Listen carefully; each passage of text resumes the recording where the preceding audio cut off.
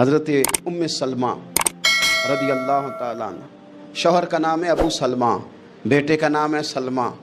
کہتی ہیں میں، میرا شوہر، میرا بیٹا، تینوں، چھوٹا بیٹا میرا، ہم نکلے مکہ مکرمہ سے مدینہ طیبہ جانے کے لیے۔ ایک کی بیٹا ہے، خاندان جمع ہے، شوہر کی گود میں بیٹا، اونٹ کے پیچھے میں۔